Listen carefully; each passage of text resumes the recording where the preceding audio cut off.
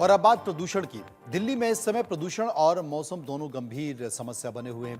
प्रदूषण का स्तर AQI 400 तक पहुंच चुका है और ठंड का मौसम भी सामान्य से ज्यादा कड़ा होने की संभावना जताई जा रही है। ऐसे में दिल्ली वासियों को आने वाले समय में सतर्क रहने की जरूरत है और प्रदूषण के प्रभाव से बचने के लिए उचित कदम उठाने चाहिए। सरकार को भी प्रदूषण नियंत्रण के लिए ठोस कदम उठाने की आवश्यकता है ताकि लोगों की सेहत पर इसका असर कम हो सके। आपको बता दें कि मौजूदा वक्त में प्रदूषण के हालात बेहद गंभीर हैं। AQI 400 तक पहुंच चुका है। नवंबर में सामान्य ठंड की बजाय गर्मी महसूस की जा रही है और पश्चिमी विक्षोभ की कमी के कारण बारिश की संभावना नहीं है। दिल्ली में इस साल नवंबर का महीना शुरू होते ही मौसम की स्थिति में असामान्य बदलाव देखने को मिल रहा है।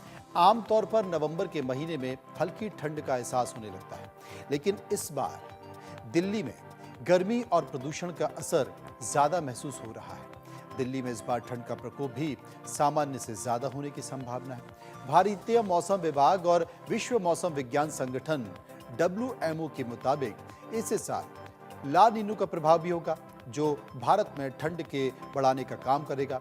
ला नीनो एक जलवायु घटना है जिसमें प्रशांत महासागर की सतह का तापमान सामान्य से कम हो जाता है, जिसके कारण भारत में ठंड का मौसम अधिक तीव्र होता है। लंबे समय से अल नीनो का असर था जिसके वैश्विक तापमान को बढ़ाया था, लेकिन अब अल नीनो का प्रभाव कम पड़ रहा है और ला नीनो का प्रभाव बढ़ने की संभावना है। इसका असर दिल्ली के साथ साथ उत्तर भारत के अन्य राज्य जैसे हरियाणा, पंजाब, उत्तर प्रदेश, बिहार और राजस्थान में भी देखा जा सकता है। इस साल दिसंबर से लेकर फरवरी तक ठंड की स्थिति सामान्य से अधिक रह सकती है और बर्फबारी की वजह से पहाड़ों का तापमान में गिरावट आ सकता है, जिससे मैदानी इलाकों में ठंड ज्यादा पड़ने वाली है।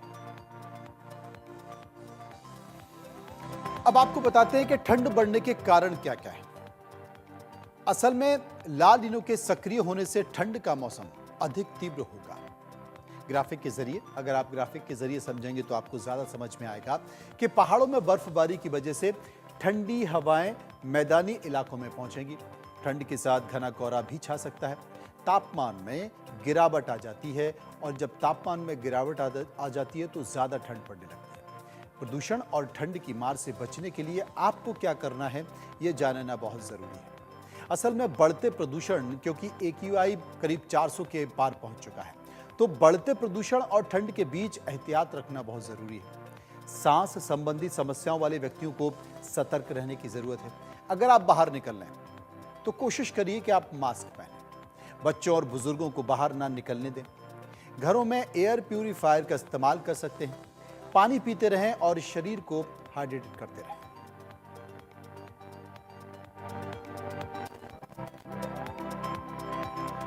वही प्रदूषण के हालत जो बने हुए हैं उसे लेकर कई तरह की चीज़ें लगातार बनी हुई हैं और इसीलिए समय समय पर आपको क्या करना चाहिए देखें। जैसे कि मैंने आपको पहले भी बता दिया है कि आप पानी पीते रहिए और इसके साथ साथ प्रदूषण की जो मार है उससे बचने के लिए सबसे पहले तो है कि अगर ज़्यादा गंभीर स्थिति आपकी होती है तो डॉक्टर के पास ज़रूर जाएं।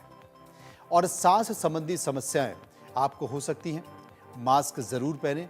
अगर घर से बाहर निकल रहे हैं और आप देख रहे हैं कि बाहर धुंध है या प्रदूषण है तो मास्क का इस्तेमाल ज़रूर करें। बच्चों को और बुजुर्गों को बाहर ना निकलने दें। हालांकि स्कूल इस बात का ख्याल रखते हैं क्योंकि ऐसे समय पे वो बच्चों की छुट्टी कर देते हैं।